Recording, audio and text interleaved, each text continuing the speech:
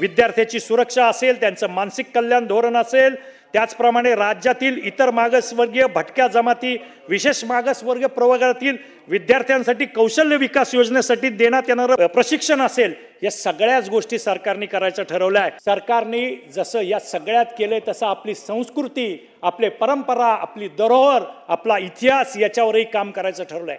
गडकिल्ल्यांचं संवर्धन असो, तीर्थक्षेत्राचा विकास असो, या सगळ्यासाठी सरकारने भरव असं काम करायचं ठरवलेलं आहे. सिंहस्थ कुंभमेळा आता 27-28 मध्ये आपल्या महाराष्ट्रामध्ये नाशिकमध्ये होणार आहे. आपण सर्वांनी बघितलं की उत्तर प्रदेशमध्ये झालेल्या कुंभमेळ्याला किती प्रचंड प्रतिसाद मिळाला होता आणि त्याच्यामुळं प्रचंड असा उलाढाल सुद्धा त्या ठिकाणी झाली होती. आणि तेच डोळ्यासमोर ठेवून यामध्ये नियोजनबद्ध व सुव्यवस्थित आयोजनासाठी अधिनियम करून कुंभमेळा यशस्वी करण्यासाठी सरकारने आपल्या परीने पूर्णपणे प्रयत्न केलेले आहेत. येणाऱ्या सर्व भाविकांची चांगल्या पद्धतीची सोय व्हावी अशा पद्धतीचं एक चांगलं काम आपल्या सरकारकडून त्या ठिकाणी होतंय.